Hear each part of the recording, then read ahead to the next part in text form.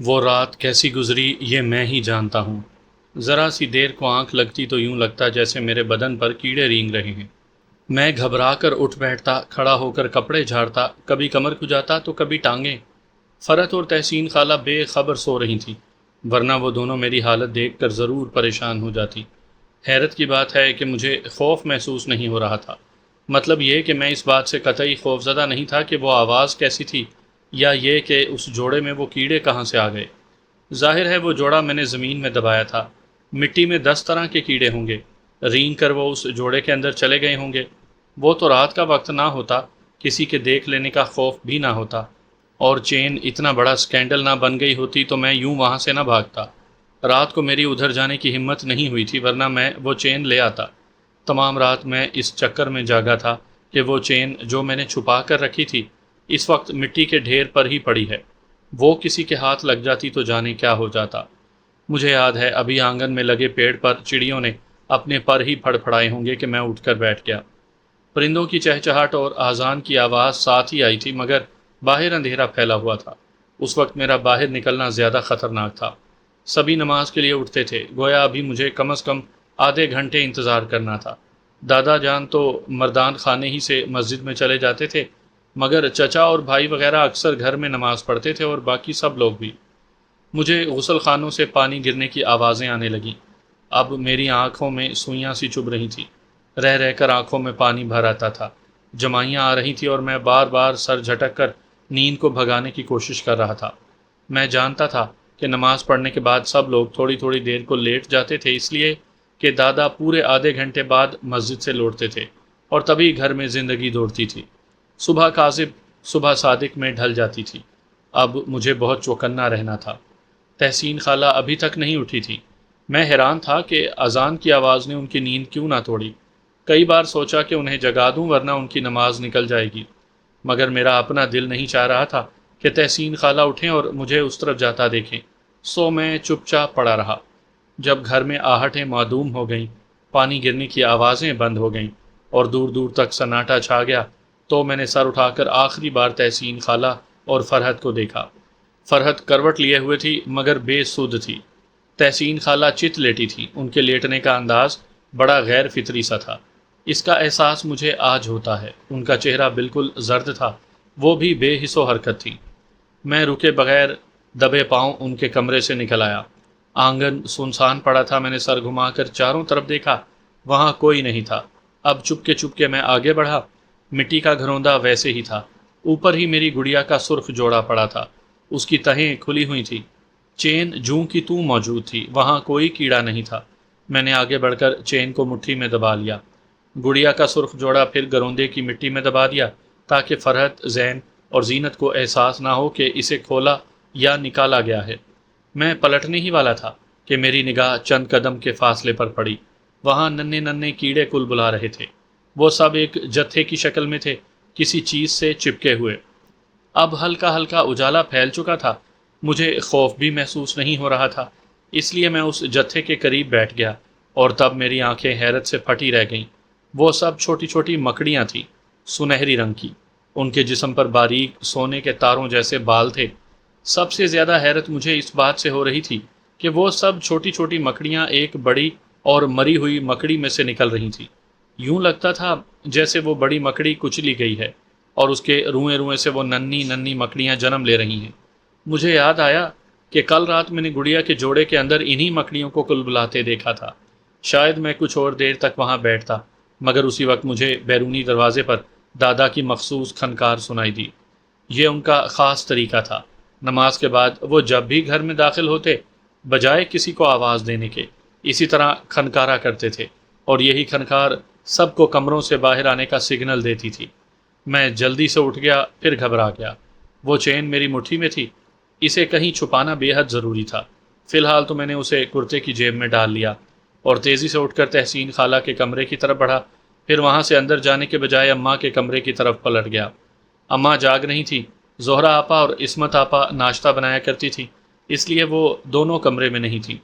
شجاع بھائی اور رضا بھائی کالج جانے کی تیاری کر رہے تھے۔ مجھے دیکھتے ہی اماں نے دونوں ہاتھ پھیلا دیے۔ وہاں کیوں سو گئے تھے تم؟ انہوں نے مجھے پیار کرتے ہوئے قریب لٹا لیا۔ میری آنکھوں میں بھری نیند انہیں بھی نظر آ گئی تھی۔ وہ خالہ کہانیاں سنا رہی تھی اس لیے، میں نے اونگتے ہوئے انداز میں کہا۔ اب نیند مجھ پر بری طرح حاوی ہو رہی تھی۔ باولی ہے، کہا بھی ہے کہ رات کو بچوں کو کہانیاں نہیں سناتے۔ اماں نے مجھے سیدھا لٹا کر تھپکتے ہوئے کہا، تو کیا رات کو بڑوں کو کہانیاں سناتے ہیں؟ رضا بھائی ہنس کر بولے، اسے کہاں سلا رہی ہیں، اسے اسکول جانا ہے۔ یہ سن کر میں کسمسا کر اماں کی بغل میں گھس گیا۔ پھر پتہ نہیں کہ اماں نے رضا بھائی سے کیا کہا، مجھے تو کچھ ہوش نہیں رہا۔ اتنی گہری نیند سویا کہ گھر میں گزرنے والی قیامت پر بھی آنکھ نہ کھلی۔ جانے کب مجھے زین نے جھنجھوڑ کر اٹھایا۔ ضیاء دیکھو تو کیا ہو گیا؟ وہ بری طرح ہکلا رہا تھا۔ کیا ہو گیا؟ میں اٹھ بیٹھا، مگر میری آنکھوں میں شدید جلن تھی اور پانی بہہ رہا تھا۔ تحسین خالہ بھی مر گئیں، زین نے گھبرا کر کہا۔ کیا؟ میں اچھل کر کھڑا ہو گیا۔ کیسے؟ کب؟ میں نے گھبرا کر سوال کیا، مگر اس کا جواب نہیں سنا۔ وہ جواب دینے کی پوزیشن میں ہی نہیں لگ رہا تھا۔ لرزہ طاری تھا اس پر۔ میں چھلانگے مارتا ہوا باہر نکل آیا۔ باہر نکلا تو عجیب واویلا تھا۔ فرحت دھاڑیں مار رہی تھی۔ تحسین خالہ بیچ آنگن میں رکھی چارپائی پر بے حس و حرکت پڑی تھیں اور ان پر سفید چادر پڑی تھی۔ اماں اور گھر کی دوسری خواتین کا حال برا تھا۔ بین کی آوازیں دل لرزائے دے رہی تھیں۔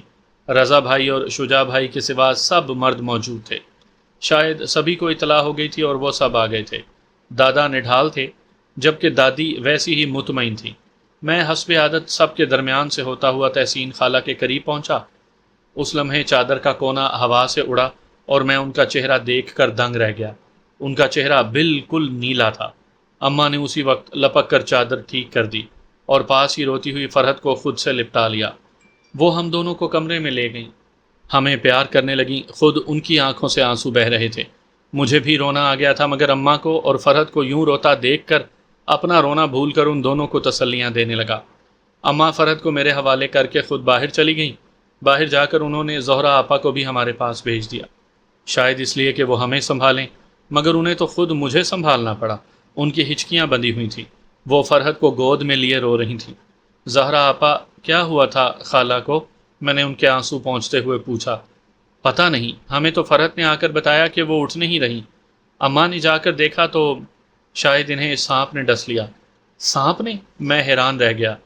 اس سے پہلے تو کبھی نہیں سنا تھا کہ یوں سوتے میں گھر کے اندر کسی کو سانپ نے ڈس لیا ہو، اور وہ تو بڑی مسحری پر سوئی تھی۔ سانپ مسحری پر کیسے چڑھ سکتا تھا؟ میں کچھ بولا نہیں، مگر سوچتا رہا۔ سامعین کرام، آپ سن رہے ہیں ایک خوفناک اردو کہانی جس کا نام ہے کال بیل۔ یہ اس سلسلے کی قسط نمبر 4 ہے۔ مجھے امید ہے آپ کو میری یہ کاوش پسند آ رہی ہوگی۔ آپ نے اگر ابھی تک میرا چینل کہانی گھر سبسکرائب نہیں کیا تو ابھی میرے چینل کو سبسکرائب کر کے بیل نوٹیفیکیشن آن کر لیجئے، تاکہ آنے والی ہر نئی کہانی کی اطلاع بر وقت آپ تک پہنچ سکے۔ وہ تمام دن بڑے عذاب کا تھا۔ ابا کے بعد دوسری مرتبہ گھر میں قیامت کا شور تھا۔ آنے والے مہمانوں میں بھی چہ میں گوئیاں ہو رہی تھی کہ گھر میں ضرور سانپ آ گیا ہوگا۔ سب کا یہی خیال تھا، مگر فرحت کا دکھ ویسے کا ویسا تھا۔ میں نے فرحت کو کبھی اتنی اہمیت نہیں دی تھی کہ اس کے دکھوں کے بارے میں سوچوں، بلکہ میں نے تو ہمیشہ اسے خود سے کمتر جان کر اسے اس بات کے طعنے دیے تھے کہ وہ ہمارے گھر میں رہتی ہے، اس کا اپنا کوئی گھر نہیں۔ آج مجھے اس فرحت سے ہمدردی محسوس ہو رہی تھی اور دل بے حد دکھی تھا۔ میں نے بلکتی ہوئی فرحت کو دیکھ کر یہ عہد کر لیا کہ میں اب اسے کبھی تکلیف نہیں پہنچاؤں گا، اسے کبھی تانا نہیں دوں گا، اور گڑیا کا جوڑا اور وہ چین بھی اسے دے دوں گا۔ چین کا خیال آتے ہی میں چونک اٹھا۔ رات میں نے چین وہاں سے نکال لی تھی اور اپنی جیب میں ڈال کر سویا تھا۔ بے اختیار میں نے ہاتھ جیب میں ڈالا، وہ موجود تھی۔ میری جان میں جان آئی۔ ایک خیال دماغ میں سما کر رہ گیا کہ سب سے پہلے اسے کہیں محفوظ کر دینا چاہیے۔ میں سب کچھ بھول گیا۔ ابا کا کمرہ باہر سے بند تھا، کنڈی لگی ہوئی تھی۔ پہلے تو میں نے سوچا کہ ان کے کمرے ہی میں چھپاؤں، کیونکہ وہاں کوئی نہیں جاتا تھا، مگر یہ سوچ کر گھبرایا کہ اگر کبھی دادا نے اس چین کی تلاشی میں کمرے کی چھان پھٹک شروع کر دی تو یہ ان کے ہاتھ آ جائے گی۔ اچانک مجھے فرحت کے کمرے کا خیال آیا۔ وہ سب سے محفوظ کمرہ تھا، بلکہ تحسین خالہ کی الماری سب سے محفوظ جگہ تھی۔ فرحت ابھی تک زہرا آپا کے سینے سے لگی رو رہی تھی۔ میں چپکے سے اٹھا۔ اب میرا ہاتھ اپنی جیب پر تھا۔ میں لوگوں کی نگاہ بچا کر تحسین خالہ کے کمرے میں داخل ہوا۔ ان کی الماری سامنے ہی تھی، مگر وہ بند تھی۔ میں نے ادھر ادھر نگاہ دوڑائی، چین کو فوری طور پر کہیں چھپانا ضروری تھا۔ میں نے ان کی مسحری کے نیچے کسی باکس کی تلاش میں جھانکا۔ وہاں لوہے کی ایک چھوٹی سی صندوقچی نے میری توجہ کھینچ لی۔ وہ ایک زنگ آلودہ صندوقچی تھی اور اس کا ڈھکنا باریک جالی کا تھا۔ وہ اتنی چھوٹی تھی کہ اس میں چھوٹی چھوٹی چیزیں ہی سما سکتی تھیں۔ میں نے بغیر کچھ سوچے اسے اٹھا لیا۔ اسے کھولا تو اس میں سوائے دھول کے اور کچھ نہ تھا۔ میں نے اسے میلے کپڑے سے جھاڑا، پھر اس میں چین کو رکھ کر اسے چھپانے کو جگہ تلاش کرنے لگا۔ جلد ہی مجھے کامیابی ہوئی۔ دیوار پر بنی الماری کے اوپر کا حصہ کسی چھجے کی طرح آگے کو نکلا ہوا تھا۔ میں نے مسحری کے سرہانے کی پٹی پر کھڑے ہو کر اسے وہاں رکھ دیا اور کود کر نیچے اتر گیا۔ مجھے یہاں سے نکل جانے کی بھی جلدی تھی۔ ڈر رہا تھا کہ کسی نے یہاں دیکھ لیا تو وہ ضرور سوچے گا کہ میں یہاں کیا کر رہا ہوں۔ میں وہاں سے باہر آ گیا۔ کسی کو خبر نہ تھی کہ میں کیا کر رہا تھا۔ سب ویسے ہی بین کر رہے تھے۔ اب محلے کی اور خاندان کے بہت سے لوگ آ چکے تھے۔ تحسین خالہ کی میت بھی نہیں تھی۔ لوگوں کی باتوں سے پتہ چلا کہ وہ غسل کے لیے دوسری طرف بڑے غسل خانے میں چلی گئی ہے۔ ایک بات تو میں بتانا بھول گیا کہ ہمارے گھر کے رہائشی حصے میں کچھ فاصلے پر یہ بڑا غسل خانہ تھا۔ اس میں کفن دفن سے متعلق ہر چیز ہمیشہ رکھی رہتی تھی۔ غسل خانہ اور اس کی افادیت ہمارے پردادا پر عیاں رہتی تھی۔ انہوں نے سب سے کہہ دیا تھا کہ ہر آدمی کو اپنی کفن دفن کی چیزوں کو لا کر یہاں رکھ دینا چاہیے اور نہیں بھولنا چاہیے کہ موت کسی بھی وقت آ سکتی ہے۔ جس طرح آدمی اپنے سونے، جاگنے، کھانے اور اگلے روز پہننے کا انتظام کرتا ہے، یہ انتظام بھی اسے وقت سے پہلے کر لینا چاہیے۔ میرے نقطۂ نظر سے تو ہر گھر میں یہ غسل خانہ ہونا چاہیے، مگر آدمی ایسا دھوکے باز اور کوئی نہیں ہوگا جو سب سے بڑا دھوکہ اپنے آپ کو دیتا ہے۔ دوسروں کی موت میں ایسے شریک ہوتا ہے جیسے کسی دور لگے میلے میں شریک ہو رہا ہے، اور یہ میلہ اس کے گھر اسی کے سبب کبھی نہیں لگے گا۔ بہرحال تحسین خالہ کی میت وہاں جا چکی تھی۔ میں پھر کسی نہ کسی طرح اس حصے میں پہنچ گیا۔ اندر جا نہیں سکتا تھا۔ غسل خانے میں بڑی بوا تھیں جو ہمارے محلے میں رہا کرتی تھی، اور ان کا کام ہی میت کو غسل دینا تھا۔ اماں، چچیاں اور تائی باہر تھیں۔ اس حصے میں کسی بچے کو یا لڑکی کو آنے کی اجازت نہیں تھی، مگر میں تو سب سے چھپ چھپا کر پہنچ گیا تھا۔ اماں کی نگاہ جوں ہی مجھ پر پڑی، وہ میری طرف لپکی، مگر اسے قبل کہ وہ مجھ تک پہنچتی، بڑی بوا کی کربناک چیخوں سے سارا گھر گونج اٹھا۔ عجیب سی بھگدڑ مچ گئی۔ اماں غسل خانے کی طرف لپکیں، چچیاں بھی ان کے پیچھے تھیں۔ مرد بھی سارے آداب لحاظ بھول کر اس حصے میں آ گئے۔ مہمانوں میں ہلچل مچ گئی۔ ہجوم نے مجھے رگیت کر رکھ دیا۔ آنے والے بھاگے چلے آ رہے تھے، اور اسی دوران میں نے اماں اور چچیوں کو غسل خانے سے نکل کر بھاگتے اور چیختے دیکھا۔ وہ سب رہائشی حصے کی طرف بھاگ رہی تھی۔ کیا ہوا؟ کیا ہے؟ ارے بتاؤ تو کیا ہو گیا؟ ایسی ہی بہت سی آوازیں تھیں جن سے کان پڑی آواز سنائی نہ دیتی تھی۔ میں دیوار سے لگا کانپ رہا تھا۔ تبھی میں نے اماں کو اندر کی طرف بھاگتے دیکھا۔ ان کے چہرے پر ہوائیاں اڑ رہی تھیں۔ ابھی میں نکلنے کی کوشش کر رہا تھا کہ بڑی بوا کی خوفناک چیخ نے مجھے منجمد کر دیا۔ میری نگاہ غسل خانے کے دروازے پر پڑی جہاں سے آواز آئی تھی۔ سبھی اس طرف متوجہ ہو گئے۔ بڑی بوا کو دیکھ کر سب بدحواس ہو گئے۔ وہ دروازے کی چوکھٹ تھامے کھڑی تھی، بلکہ کھڑے رہنے کی کوشش کر رہی تھیں۔ ان کے جسم سے ہزاروں مکڑیاں چمٹی ہوئی تھیں، ان کی آنکھوں میں گھسی ہوئی تھیں۔ خون باریک دھاروں کی شکل میں ان کے چہرے اور بدن سے بہہ رہا تھا۔ ان کا انگ انگ زخمی تھا، اور آپ کو ایک حیرت انگیز بات بتاؤں، وہ سب مکڑیاں سنہرے رنگ کی تھیں، سنہری بیر بوٹیوں جیسی۔ ان کے جسم کے باریک بال سورج کی روشنی میں سونے کے تاروں کی طرح چمک رہے تھے۔ مجھے وہ کیڑے یاد آ گئے جو میں نے گھروندے سے چین نکالنے کے بعد کچھ فاصلے پر زمین پر کل بلاتے دیکھے تھے۔ اس سے زیادہ دیکھنے کی نہ مجھ میں تاب تھی، اور لوگوں کے اس ہجوم نے جو بوکھلا کر اب واپس بھاگ رہا تھا، مجھے اور کچھ دیکھنے کی مہلت ہی نہ دی۔ میں نے دادا اور چاچو وغیرہ کو اس طرف لپکتے دیکھا تھا، اور بس۔ اس روز ہمارے گھر میں ہی نہیں، اس پورے محلے میں ہنگامہ ہو گیا۔ پولیس آئی، تحسین خالہ کو کیسے غسل دیا گیا، بڑی بوا کا کیا حال ہوا، وہ مکڑیاں کیسی تھیں اور کہاں چلی گئیں، مجھے کچھ بھی معلوم نہ ہو سکا۔ زہرا آپا تو کئی بار بے ہوش ہوئیں۔ سب کی حالت یہ تھی کہ اگر کوئی کسی سے چھو جاتا، کوئی کپڑا ہوا سے لہرا کر کسی سے مس ہو جاتا، تو کربناک چیخوں کا ایک طوفان لے آتا۔ خاندان کا ہر فرد ایک ہی کمرے میں تھا۔ دادا اور چاچو باہر تھے اور جانے کیا کر رہے تھے۔ اچانک انہوں نے آ کر اماں سے کہا، چلنے کی تیاری کرو، سب اپنی اپنی ضروری چیزیں لے لیں، اور ہاں، ہر چیز کو اچھی طرح جھاڑ کر رکھا جائے۔ سب کے سفید چہرے خوف سے مزید سفید ہو گئے۔ میں اور فرحت حیران تھے زین آنکھیں پھاڑے ساکت بیٹھا تھا۔ مجھے تو لگ رہا تھا کہ اس کے جسم کا لرزہ اسے یقیناً ختم کر دے گا۔ مجھے تو اب اس کی آنکھیں بھی بھینگی لگ رہی تھیں۔ خوف نے جس قدر اس کا چہرہ مسخ کیا تھا کسی اور کا نہیں کیا تھا۔ دادا کے اس حکم کے بعد کمرے میں ہلچل مچ گئی۔ زہرا آپا کو ہم بچوں کے پاس چھوڑ کر سب عورتیں اٹھ گئیں۔ آپا، ہم کہاں جا رہی ہیں؟ میں نے زہرا آپا کو خلا میں گھورتے دیکھ کر پوچھا۔ ہم دہلی جا رہی ہیں۔ یہاں رہنا اب خطرے سے خالی نہیں ہے، وہ کسی روبوٹ کی طرح بولی۔ کیوں، یہاں کیا ہو گیا؟ فرت نے اپنے آنسو پہنچے تو مجھے احساس ہوا کہ وہ ابھی تک رو رہی ہے۔ یہاں تو ابھی انہوں نے جملہ پورا بھی نہیں کیا تھا کہ رضا بھائی نے انہیں ٹوک دیا۔ آپا، بچوں کو کیوں ڈرا رہی ہو؟ میں نہیں ڈرتا، میں نے کاندھے چوڑے کر کے کہا، مگر انہوں نے مجھے گھور دیا۔ وہ شاید فرت کے سامنے بات نہیں کرنا چاہتے تھے۔ میں چپ ہو گیا، مگر میں نہیں جانتا تھا کہ آخر یہ بھونچال کیوں آیا ہے۔ ہم جو اچھے بلے رہ رہے تھے، دہلی کیوں جا رہے ہیں؟ میں چپکے سے اٹھ کر کمرے سے باہر چلا آیا۔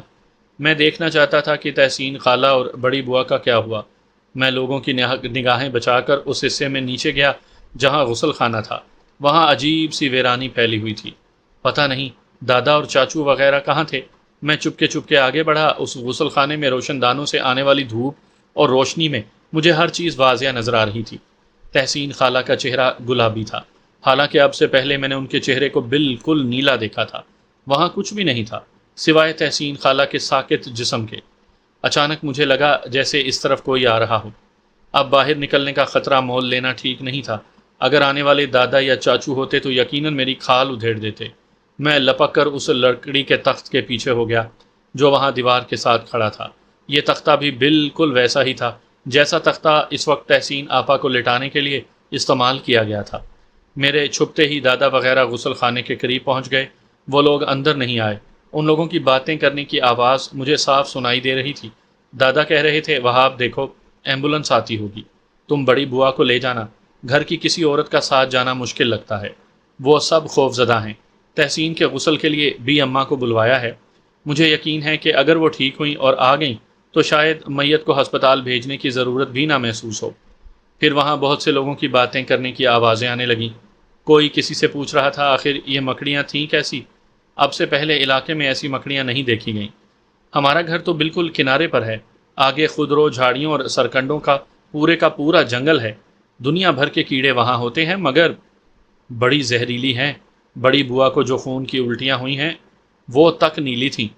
الامان، کتنا خوفناک واقعہ ہے۔ ایک زندہ عورت کو مکڑیوں نے کھا لیا۔ ارے کہہ رہی تھی کہ مجھے تو پتہ ہی نہیں چلا، جانے کب اور کہاں سے آ گئیں۔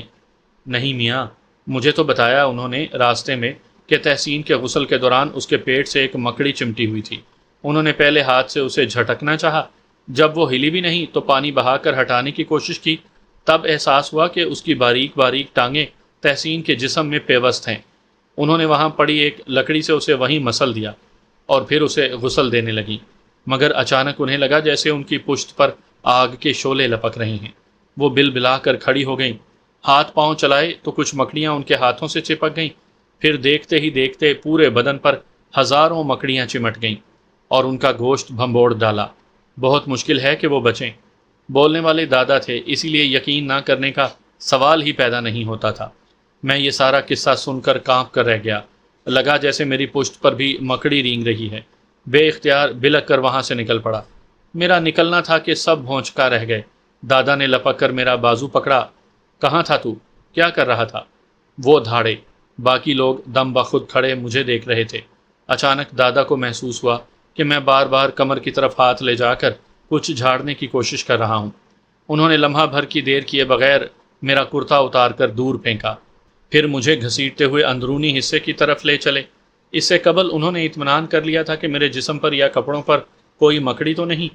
انہوں نے میرا بازو بغل کے پاس اتنی زور سے جکڑ رکھا تھا کہ تکلیف سے میری سسکیاں نکل گئیں۔ ہم دونوں کے اندر داخل ہوتے ہی سب کی نگاہیں ہماری طرف اٹھیں۔ اماں لپک کر آگے بڑھائیں۔ کیا ہوا ابو جان؟ سنبھال کر رکھو اپنے اس چھچھوندر کو، ہر جگہ تکتا پھرتا ہے۔ انہوں نے جھٹکے سے مجھے چھوڑ دیا۔ اماں سامنے نہ ہوتی تو شاید میں بڑی زور سے زمین پر گرتا۔ کہاں تھے تم؟ اماں نے مجھے جھنجھوڑا۔ میں نے کوئی جواب نہ دیا۔ معصوموں کی سی شکل بنا کر اماں کو اور باقی سب کو ٹکر ٹکر دیکھنے لگا۔ اے معصوم بچہ ہے، اسے کیا خبر؟ لو بی بی، بڑے میاں تو خیر تھے ہی غصے میں۔ تمہیں کیا ہوا؟ محلے کی ایک بڑی بی نے فوراً مجھے کھینچ کر اپنے سینے سے لگا لیا۔ میں نے بھی جلدی سے ان کی بغل میں منہ چھپا لیا۔ ویسے اس وقت میں بے انتہا خوف زدہ تھا۔ بڑی بوا کے بارے میں سن کر میرے رونگٹے کھڑے ہو چکے تھے۔ ابھی میں انہی کے بارے میں سوچ رہا تھا کہ مہمانوں میں ہونے والی چہم گوئیوں نے میری توجہ اپنی جانب مبذول کر لی۔ کوئی عورت سرگوشی کر رہی تھی۔ تحسین آپا کو اسی زہریلی مکڑی نے کاٹا تھا۔ کیا پتہ رات بھر یہ مکڑیاں ان کے جسم سے بھی چپکی رہی ہوں۔ نہیں، ایسا تو نہیں لگتا۔ تم نے بڑی بوا کی حالت نہیں دیکھی؟ اگر رات بھر چپکی رہتی تو یوں گوشت سلامت رہتا۔ بڑی بوا کو تو چھید کے رکھ دیا۔ ہاں ممکن ہے کاٹا ہو۔ مجھے تو فرحت پر ترس آ رہا ہے۔ بیچاری معصوم، اب تو ماں بھی نہیں رہی۔ میرے خیال میں تو اب بی جان اسے یہاں نہیں رہنے دیں گی۔ پہلے بھی ان دونوں کو یہاں نہیں چھوڑنا چاہیے تھا۔ بھلا ان لوگوں سے کیا رشتہ تھا ان دونوں کا؟ بہن کے گھر کوئی یوں آ کر رہتا ہے؟ فرحت کے ذکر پر میں ایک دم سب کچھ بھول گیا۔ ان بڑی بی کی گود سے نکل کر اپنے کمرے کی طرف بڑھا۔ اماں کو اچانک احساس ہوا کہ میں ننگا ہوں۔ رو رو کر ان کی حالت بری تھی۔ ابھی کچھ دن پہلے تو وہ بیوہ ہوئی تھی۔ اتنے سے دنوں میں بہن کی موت بھی دیکھ لی۔ مجھے سب کے درمیان میں ننگا کھڑا دیکھ کر وہ سب بھول کر کھڑی ہو گئیں۔ مجھے بلا کر کمرے میں پٹخا۔ عصمت آپا سے کہا کہ مجھے کرتا پہنائیں اور خود واپس چلی گئیں۔ فرحت وہیں کونے میں دبکی لیٹی تھی اور چھت کی کڑیوں کو دیکھ رہی تھی۔ زہرا آپا بھی وہیں بیٹھی تھی اور پھر وہ عصمت آپا سے وہیں رہنے کا کہہ کر چلی گئیں۔ عصمت آپا کے لیے ایک جگہ ٹکنا بہت مشکل تھا۔ وہ کسی سے ڈرتی ورتی بھی نہیں تھی، اس لیے مجھے کرتا پہنا کر چلی گئیں اور ساتھ یہ بھی کہہ گئیں کہ اگر اب انہوں نے مجھے باہر دیکھ لیا تو کچا چبا جائیں گی۔ پتہ نہیں کیوں مجھے ایسے لگ رہا تھا کہ وہ واقعی ایسا کر سکتی ہے۔ جانے کس بات کا غصہ تھا جو انہیں ہر وقت رہتا تھا۔ میں نے انہیں ہنستے مسکراتے یا نرم انداز میں بات کرتے کم ہی دیکھا تھا۔ یا چپ چاپ رہتی تھیں یا کاٹ کھانے کو دوڑتی تھیں۔ خیر، میں بتا رہا تھا کہ وہ مجھے کرتا پہنا کر باہر چلی گئیں۔ فرحت کو دیکھتے ہی مجھے وہ سونے کی زنجیر یاد آئی۔ میں یہ بھی سن چکا تھا کہ دادا نے دہلی جانے کا حکم دے دیا ہے۔ میرا خیال تھا کہ گھر کی عورتوں نے ایک طرح سے روانگی کی تیاری بھی مکمل کر لی تھی، کیونکہ میں نے کچھ ہی دیر کے بعد سب کو بڑے برآمدے اور صحن میں آئے ہوئے لوگوں کے ساتھ بیٹھے دیکھا تھا۔ بی جان بھی آ چکی تھیں اور کاکا جان بھی۔ ان کے آنے پر ایک بار پھر واویلا مچا تھا۔ اب میں دادا سے سن کر آیا تھا کہ اماں بھی آ رہی ہیں۔ یہ اماں بھی بڑی نیک خاتون تھیں۔ محلے کے بچوں کو قرآن پڑھایا کرتی تھیں۔ ان کے گھر میں ہر جمعرات کو واز ہوتا تھا۔ جھاڑ پھونک بھی کیا کرتی تھی، بلکہ کچھ لوگوں نے تو یہ بھی اڑا رکھی تھی کہ ان کے قبضے میں جن ہیں، کیونکہ وہ اکیلی رہتی تھیں۔ شوہر فوت ہو چکے تھے، اولاد کوئی تھی نہیں۔ اتنا بڑا گھر تھا جس میں اکیلی رہتی تھیں۔ دن بھر محلے کے ہر گھر جا کر قرآن کا درس دیتی رہتی تھیں۔ پھر بھی ان کے آنگن میں بنی کیاری کا ہر پودا تازہ تھا، جبکہ ان کے گھر میں پانی کی لائن بھی نہیں تھی، اور محلے کے چند بچے کنستر بھر کر انہیں پانی پہنچا دیا کرتے تھے، جو بقول لوگوں کے ان کے ضروری کاموں کے لیے ہی مشکل سے پورا ہوتا ہوگا۔ پھر جانے یہ لمبی لمبی کیاریاں کیسے پھول پھل رہی تھیں۔ بہرحال بی اماں ضرورت پڑنے پر مردوں کو بھی غسل کروا دیا کرتی تھی۔ بڑی بوا تو خیر کام ہی یہ کرتی تھی، مگر بی اماں صرف مجبوری میں فی سبیل اللہ ایسا کرتی تھی۔ اب گھر کے لوگ ان کے منتظر تھے۔ بڑی بوا کو ہسپتال پہنچا دیا گیا تھا اور دادا نے بی اماں کو بلا بھیجا تھا۔ تھوڑی دیر بعد بی اماں آ گئیں۔ یہ میں نے سنا، مگر دیکھنے ہرگز نہ نکلا، اس لیے کہ عصمت آپا واقعی مجھے کچا چبا ڈالتی۔ مجھے فرحت سے ضروری بات کرنی تھی۔ مجھے اکیلے میں موقع مل گیا تھا۔ اس سونے کی زنجیر سے فرحت کو بھی یقیناً اتنا ہی لگاؤ تھا جتنا مجھے تھا۔ یہ اور بات ہے کہ اب اسے اپنے پاس رکھنا میری مجبوری بن چکا تھا۔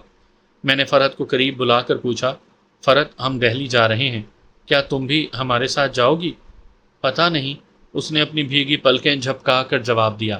دیکھو فرحت، اگر تم نہیں گئی تو پھر گڑیا کی شادی کا کیا ہوگا؟ میں نے اسے بہکانا چاہا، مگر اتنا احساس تھا کہ بی جان اسے یہاں نہیں چھوڑیں گی۔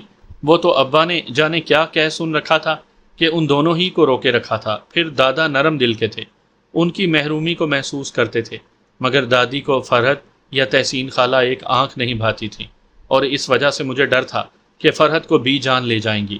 گڑیا کی شادی کا سن کر فرحت اٹھ بیٹھی۔ لمحہ بھر کو اس کی آنکھوں میں چمک پیدا ہوئی۔ ہاں، وہ تو میں بھول ہی گئی تھی۔ اچھا سنو، میں اس کے اور قریب سے رکھایا، دروازے کی طرف دیکھا جو بھیڑا ہوا تھا۔ باہر سے باتیں کرنے اور سپارے پڑھنے کی آوازیں آ رہی تھیں۔ میں سونے کی وہ خوبصورت چین اور سرخ جوڑا تمہاری گڑیا کو ہی دینا چاہتا ہوں، مگر مصیبت یہ ہے کہ اگر گھر والوں نے میرے پاس وہ چین دیکھ لی تو وہ لے لیں گے، اور پھر زین اور زینت بھی اس کے چکر میں ہیں۔ یہ سن کر فرحت کے چہرے پر زردی پھیل گئی۔ نہیں، تم گھبراؤ نہیں، وہ میں کسی کو نہیں دوں گا۔ میں نے اسے تسلی دی۔ اس بار وہ مجھ سے قریب ہو گئی۔ میں نے وہ چین تمہارے کمرے میں صندوقچی میں چھپا کر رکھ دی ہے، اگر تم جاؤ تو اسے اپنے ساتھ لے جانا، اور سنو، گڑیا کا وہ جوڑا اسی گھروندے میں دبا ہوا ہے، وہ بھی لے لینا۔ ان سب چیزوں کو بہت سنبھال کر رکھنا، میں جب بھی آیا ہم گڑیا کی شادی کر دیں گے۔ میں نے جلدی جلدی اسے ساری بات سمجھا دی۔ وہ سن کر خوش ہو گئی تھی کہ میں شادی سے پہلے ہی سب کچھ اسے دے رہا ہوں۔ میرے دیے ہوئے اعتماد نے اس میں عجیب سی بات پیدا کر دی۔ وہ شاید اپنی ماں کو بھی بھول گئی۔ ایسا چند لمحوں کے لیے ہوا، مگر ہوا ضرور۔ اب مجھے اطمینان تھا کہ وہ وہاں سے چین نہ لے پایا تو فرحت اس کی حفاظت جی جان سے کرے گی۔ میں نے اسے سختی سے یہ بات سمجھا دی تھی کہ اس چین پر کسی کی نگاہ پڑ گئی تو وہ تمہارے ہاتھ سے نکل جائے گی، اس لیے اسے ہمیشہ اس طرح چھپا کر رکھنا کہ اسے کوئی دیکھ نہ سکے۔ اس نے مجھ سے وعدہ کیا تھا کہ اس کی حفاظت کرے گی، اور مجھے یقین تھا کہ وہ ایسا ضرور کرے گی۔ جیسا کہ میرا خیال تھا کہ وہ چین میں ساتھ نہیں لے جا سکوں گا، وہی ہوا۔ بی اماں تو آ گئی تھی۔ تحسین خالہ کے جنازے کے اٹھتے ہی قیامت برپا ہو گئی۔ اماں، بی جان اور کاکا جان کا حال برا تھا۔ فرحت بلک بلک کر پچھاڑیں کھا رہی تھی۔ وہ سب کچھ بھول چکی تھی۔ ایک ایسا ہنگامہ تھا جسے تھمتے تھمتے رات ہو گئی۔ رات کو ایک اور ہولناک اطلاع آ گئی کہ بڑی بوا بھی زخموں سے جان بر نہ ہو سکی۔ پورے کا پورا گھر بڑی بوا کے دالان میں جا اترا۔ ان کی وہ بہوئیں بھی پچھاڑیں کھانے لگیں جو ان سے سیدھے منہ بات بھی نہیں کرتی تھی۔ وہ بیٹے جنہوں نے کبھی ان کی خیریت تک نہ پوچھی تھی، بھوں بھوں کی آوازوں کے ساتھ رو رہے تھے۔ ہم اس روز تمام رات جاگتے رہے۔ دادا وغیرہ ہم سب کو بڑی بوا کے گھر سے جلدی لے آئے تھے۔ اماں وغیرہ بھی تھوڑی دیر کے بعد چلی آئیں۔ سنا تھا کہ بڑی بوا کو ہسپتال ہی میں غسل دے کر کفنایا گیا۔ ان کی حالت ایسی نہیں تھی کہ ان کی اولاد کو بھی ان کی صورت دکھائی جاتی۔ میت گھر میں آئی ضرور تھی، مگر صرف تھوڑی دیر کو۔ مردوں نے فوراً ہی اٹھائی اور نماز کے لیے لے گئے، وہیں سے دفنا کر لوٹے۔ پے در پے ہونے والے ان واقعات نے ہمارے گھر کی شہرت میں بے پناہ اضافہ کر دیا۔ طرح طرح کے لوگ آ رہے تھے، پولیس بھی آئی۔ حفظ ما تقدم کے طور پر کچھ لوگوں کو بلوا کر گھر بھر کی تلاشی بھی لے ڈالی کہ کہیں ان مکڑیوں کا ٹھکانہ مل جائے۔ دواؤں کا اسپرے بھی کروایا۔ کچی زمین کی پہلی تہ ادھیڑی گئی، مگر مکڑی کا بچہ تک نہیں ملا۔ سمجھ میں نہیں آ رہا تھا کہ مکڑیاں کہاں سے آئی تھیں۔ جو کچھ سنا اس سے اتنا پتہ چلا کہ بڑی بوا جب چیختی دھاڑتی کمرے سے باہر آئی تھی تو ان سے چمٹی مکڑیاں اچانک پھسل کر ان کے بدن سے اتر گئی تھیں۔ پھر ان کی حالت دیکھ کر یوں بھی کسی کی آگے بڑھنے کی ہمت نہ ہوئی تھی۔ ہسپتال سے ایمبولنس آنے تک وہ آنگن میں تڑپتی رہی تھی، اور جب انہیں ایمبولنس میں ڈالا گیا تو جسموں پر سوائے زخموں کے اور کچھ نہیں تھا۔ ہسپتال میں اس ایمبولنس کی خاص طور پر صفائی کروائی گئی تھی۔ ڈاکٹر دیکھنا چاہتے تھے کہ وہ کیسی مکڑیاں تھیں، مگر ایک بھی نظر نہ آئی۔ جو کچھ گھر میں ہوا اس نے مجھ پر خوف طاری کر دیا تھا، مگر سب سے زیادہ خوف مجھے اس وقت محسوس ہوا جب گھر کی تلاشی اور کھدائی کے چکر میں میرے بنائے ہوئے گھروندے سے گڑیا کا سرخ جوڑا نکلا۔ میں یہ سوچ کر ہی جی جان سے لرز گیا تھا کہ اگر میں نے بر وقت وہ چین وہاں سے نہ نکالی ہوتی تو اس وقت میں دادا کے سامنے مجرموں کی طرح شاید الٹا لٹک رہا ہوتا۔ وہ جوڑا مجھے زین نے لا کر دیا تھا۔ وہ ہکلا ہکلا کر مجھ سے چین کے بارے میں پوچھنا چاہ رہا تھا، مگر میں نے اسے گھور دیا۔ پتہ نہیں وہ کچھ سمجھا یا نہیں، مگر ہونکوں کی طرح کھلا ہوا منہ بند کر کے چاروں طرف دیکھنے لگا تھا۔ میرا جی چاہا کہ میں اس کا سر دیوار سے دے ماروں اور وہ تربوز کی طرح تڑک جائے۔ عصمت آپا میرے قریب ہی الماری سے ضروری چیزیں نکال کر بکسوں میں رکھ نہیں تھی۔